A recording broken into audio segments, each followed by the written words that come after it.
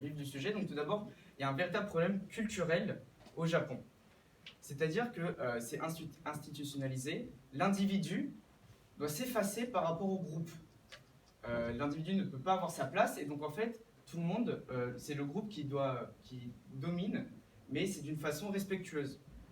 Et avec ça, les Japonais sont au demeurant timides, et ils vont jamais donner intuitivement leur idée, leur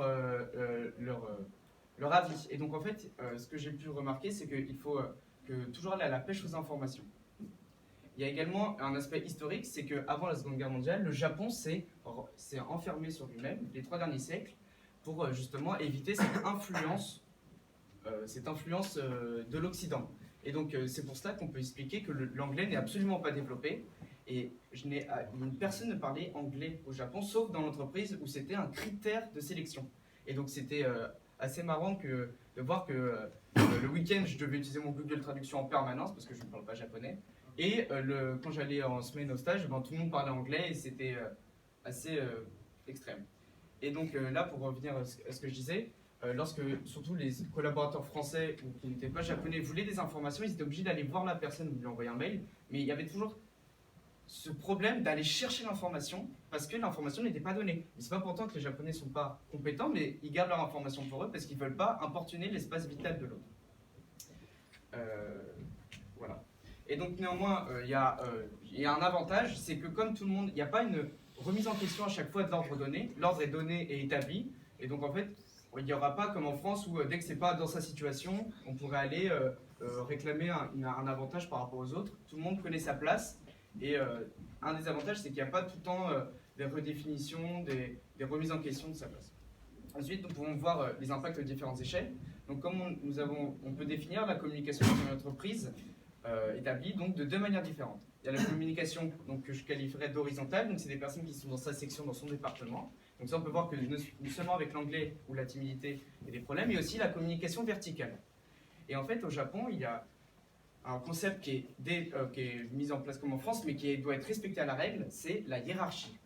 Et je vais vous raconter une anecdote à présent. Donc là, ici, la CEO d'Air Liquide voulait une information sur une donnée dans un tableau Excel rédigé par un stagiaire, donc au rang N-5.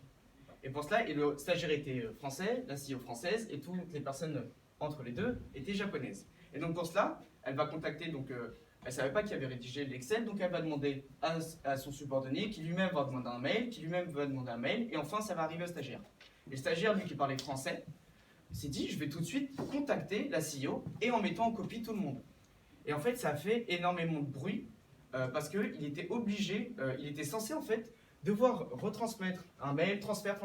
Et seulement une question pour une donnée dans un Excel aurait dû prendre une demi-journée. Et là, ça a pris ne serait-ce qu'une ou 2 heures, parce que le transfert des mails, personne ne regarde ces mails. Et j'ai parlé avec des collaborateurs français qui m'ont dit qu'en France, ils n'auraient même pas hésité à envoyer directement au CEO, parce que c'est un gain de temps, et même en termes de communication. Mais là-bas, le stagiaire a dû aller dans le bureau, il s'est fait disputer, alors que c'était pour une question sur un Excel. Et donc juste pour ça, on peut voir que ça prend des proportions énormes et énormément de temps, et c'est parfois aberrant. Ensuite, il y a 2 concepts à prendre en compte au Japon. C'est que tout d'abord, il y a un esprit de conservation et de soin.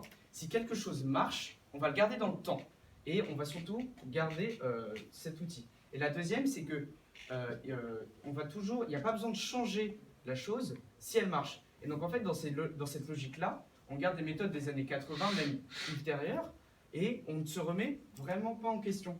Et donc, ça arrive à des aberrances. Et quand je suis allé visiter un collaborateur qui était plus reculé dans le pays, pour faire un tableau Excel pour tenir ses comptes, il prenait en compte un fax, il devait faire ses calculs avec une calculatrice, tout était imprimé papier et agrafé, les stockages dans des classeurs. Et on peut se dire, en fait, le Japon est à la pointe de la technologie, mais c'est seulement dans la recherche et développement. Parce que comme tout est très traditionnel, eh ben, c'est aberrant, on se dit mais c'est pas possible que je vois ça au Japon.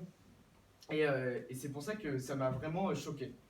Ensuite, là, on peut voir que ça, c'était dans une des filiales, et c'est assez dur de mettre en place des anciens qui travaillent à Air Liquide depuis 40-50 ans et qui ne veulent pas changer leur process. Néanmoins, on peut voir qu'il y a des outils mis en place. Donc tout d'abord, au sein d'Air Liquide, donc la section siège social et également là où j'étais, à l'ICT, ils travaillent avec l'outil Google Cloud. Donc en fait, vous connaissez tous et je trouvais ça vraiment intéressant de voir qu'ils l'ont décliné à une entreprise. Et avec ça, donc il y a énormément d'avantages. C'est que moi, lorsque j'ai travaillé, donc j'ai rencontré une vingtaine de personnes qui m'ont donné des entretiens, expliqué leur travail et ils m'ont partagé toutes leurs slides. C'était hyper simple et ça, c'est seulement depuis 3 ans. Et avant, c'était tableau Excel, fichier Word qu'on s'envoie par mail. On ne peut pas voir où est classifié. Et en fait, avec ça, il y a vraiment une vue d'ensemble sur toutes les entreprises et les dossiers de l'équipe. Et ensuite, il y a également donc, des solutions pour rapprocher les gens.